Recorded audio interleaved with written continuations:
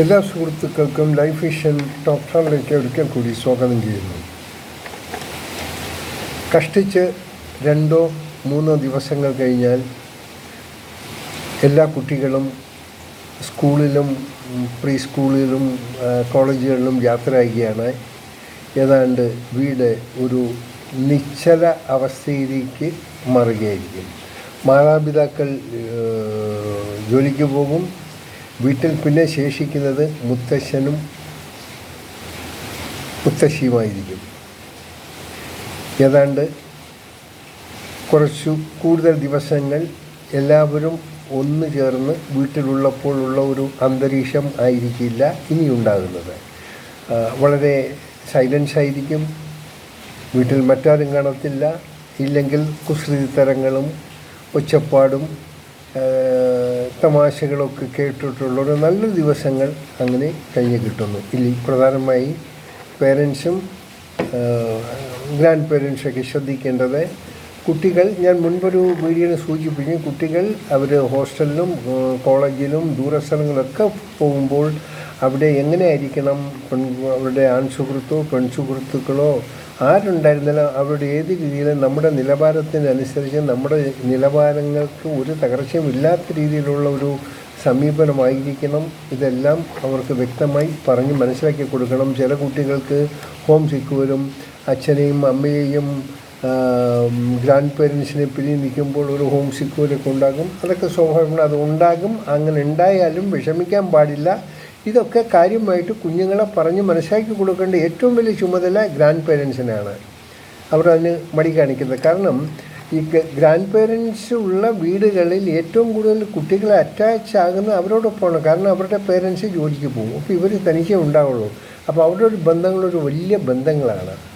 അപ്പോൾ ഈ ഗ്രാൻഡ് പേരൻസിന് ഈ കുട്ടികളെ ഇൻഫ്ലുവൻസ് ചെയ്യാനുള്ള ഒത്തിരി സമയം കിട്ടും, ഒത്തിരി സാഹചര്യവും കിട്ടും.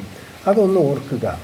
അപ്പോൾ പ്രധാനമായും നമ്മൾ ശ്രദ്ധിക്കേണ്ടത് ഇതൊന്നു മാത്രം, കുട്ടികൾക്ക് വേണ്ട പ്രചോദനം കൊടുക്കുക. അവിടെ സ്കൂളിൽ പോകുമ്പോൾ പുതിയ അന്തരീക്ഷം, പുതിയ ആകാശം, പുതിയ ഭൂമി എന്ന് പറയുന്നത് പോലെ അവിടെ എല്ലാം പുതുമയുള്ള ഒരു സംവിധാനമാണ്. അപ്പോൾ ഒരു പക്ഷേ അവിടെ ഈ ചിലപ്പോൾ റാഗിങ്ങിനൊക്കെയുള്ള ഒത്തിരി മോശമായ സീനിയേഴ്സിൻ്റെയൊക്കെ ഒത്തിരി ഹറാസ്മെൻ്റ് ഉണ്ടാകും. അതെല്ലാം ഉണ്ടാകുമെന്ന് ആദ്യമേ ഇവരെ പറഞ്ഞ് മനസ്സിലാക്കി കൊടുക്കുകയും അങ്ങനെ എന്തെങ്കിലും ബുദ്ധിമുട്ടുണ്ടെങ്കിൽ ഇമ്മീഡിയറ്റ് ആയിട്ട് വീട്ടുകാരെ അറിയിക്കാൻ വേണം എന്നൊക്കെയെല്ലാം വ്യക്തമായിട്ടുള്ള ഒരു വിവരങ്ങൾ പേരൻസ് കുട്ടികൾക്ക് കൊടുത്തിരിക്കണം. ഇല്ലെങ്കിൽ അവരവിടെ പോയി ആവപ്പാടെ അവരൊരു വല്ലാത്തൊരു കൺഫ്യൂഷനിലായി പോകും. അപ്പോൾ ഇത് മുമ്പേ എൻ്റെ പേരൻസ് പറഞ്ഞു എന്നുള്ള ഇതുണ്ടാകുമ്പോൾ കുട്ടികളത് അതിജീവിക്കാനുള്ള സാഹചര്യം ഉണ്ടാകും. സോ ഒരു പക്ഷേ കുട്ടികൾ ഇവരെയൊക്കെ ഉപദ്രവിച്ചു കഴിഞ്ഞാൽ, അവിടെയുള്ള സീനിയേഴ്സ് ഉപദ്രവിച്ചു കഴിഞ്ഞാൽ, വീട്ടിൽ അറിയിച്ചാൽ ഭീഷണിപ്പെടുത്തും, ഇതൊക്കെ അവർ പറയും. പക്ഷേ എങ്കിൽ തന്നെ വീട്ടുകാർ വിവരം അറിയിക്കേണ്ടതാണ്. നമ്മളെപ്പോഴും ഭയന്ന് നമുക്ക് ജീവിക്കാൻ പറ്റും. നമ്മൾ സത്യസന്ധമായി ജീവിച്ചാൽ നമുക്കൊരിക്കലും ഒരുത്തരത്തും തോൽക്കേണ്ടി വരില്ല. അതിലും ഏറ്റവും ഉപരി ഒരു ക്യാമ്പസ് എന്ന് പറയുന്ന അവിടെ പല സ്ഥലത്തുള്ള വ്യത്യസ്തമായ ആൾക്കാർ വന്ന് എത്തിച്ചേരുന്ന സ്ഥലം, പല ഭാഷക്കാർ, പല സംസ്കാരം, പല ജീവിതശൈലി, ഇതൊക്കെ ഉള്ളതാണ്. അതിൽ നല്ലതൊക്കെ തിരഞ്ഞെടുക്കുക. അല്ലാത്തൊന്നും നമുക്കതിലോട്ട് യാതൊന്നും ചെയ്യാൻ പറ്റുന്ന ഒരവസ്ഥയായിരിക്കില്ല. ഏറ്റവും കൂടുതൽ വേണ്ടത് നമ്മുടെ പഠിത്ത കാര്യങ്ങൾ ശ്രദ്ധിക്കുക, സമയം കിട്ടുമ്പോൾ വീടുമായിട്ട് ബന്ധപ്പെടുക. കുട്ടികൾ ചെയ്യേണ്ട ഇതൊക്കെയാണ്. അതുപോലെ തന്നെ പേരൻസും ഈ കുട്ടികളുമായിട്ട് ബന്ധപ്പെട്ട് അവരുടെ സുഖസൗകര്യങ്ങൾ അന്വേഷിക്കുക. പിന്നെ ഉള്ള അടിസ്ഥാന സൗകര്യങ്ങളിൽ മാത്രം കഴിയാൻ ശ്രമിക്കുക. ഇല്ലാത്ത അടിസ്ഥാന സൗകര്യങ്ങളെക്കുറിച്ച് വ്യവലാതിപ്പെടരുതെന്ന് പിള്ളേരോട് പറയുക. കാരണം വീട്ടിലുള്ള സൗകര്യങ്ങളായിരിക്കില്ല, വീട്ടിലുള്ള ആഹാരക്രമമായിരിക്കില്ല, വീട്ടിലുള്ള ആഹാരത്തിൻ്റെ ടേസ്റ്റ്, അതെല്ലാം ഒരു കോമൺ ആയിട്ട് നിങ്ങൾ കഴിക്കാം. ഒന്നുകിൽ ഹോസ്റ്റലിലായിരിക്കും, അല്ലെങ്കിൽ നിങ്ങൾ പുറത്തായിരിക്കും. ഒരു പക്ഷേ ചിലങ്ങൾ സ്വന്തം പാചകം ചെയ്യേണ്ടി വന്നാൽ തന്നെയും അതിനുള്ള അത്യാവശ്യം കൊച്ചു ട്രെയിനിങ്സൊക്കെ പിള്ളേർക്ക് കൊടുത്തു വിടുന്നത് നന്നായിരിക്കും. എല്ലാവരും അങ്ങനെ ആണെന്നില്ല. ഒരു പക്ഷേ അവരൊരു ഗ്രൂപ്പായിട്ട് റൂം എടുത്ത് അവർ താമസിക്കണം. അവർക്ക് കുക്കിങ്ങിനെ കുറിച്ച് അറിയണം.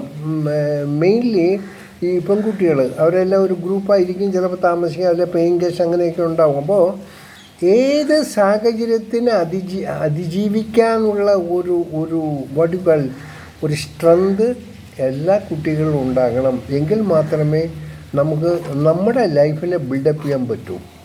ഒരിക്കലും ആരുടെയും മോശമായ സമ്മർദ്ദങ്ങൾക്ക് വഴങ്ങാതിരിക്കുക. നമ്മുടെ വ്യക്തിത്വം നമ്മൾ കാത്തു സൂക്ഷിക്കുക. ഇതാണ് നമ്മൾ ഏറ്റവും കൂടുതൽ ശ്രദ്ധിക്കേണ്ടതാണ്. അതുകൊണ്ട് ഒരു 2-3 ദിവസം കഴിഞ്ഞാൽ പേരൻസിനോടും പറഞ്ഞ ഗ്രാൻഡ് പേരൻസിനും അവരും വെറീസാകരുത്. അവരെല്ലാം പുറത്തു പോകുമ്പോൾ ജോലിക്ക് മാതാപിതാക്കളും കുട്ടികൾ പഠിക്കാൻ പോകുമ്പോൾ നമ്മൾ തനിച്ചാകുന്നൊരവസ്ഥയുണ്ട്. അപ്പോഴും നമ്മളാരും നമുക്ക് നമ്മുടേതായ ഒരു എൻഗേജ്മെൻറ്റിൽ തന്നെ നമ്മളെപ്പോഴും മുമ്പോട്ട് പോയിക്കൊണ്ടിരിക്കണം. അതുകൊണ്ട് പോണ കുട്ടികളെ അവരെ വിളിച്ച് എല്ലാവരും ചേർന്ന് അവർക്ക് വേണ്ട നല്ല ഉപദേശങ്ങൾ കൊടുക്കുക.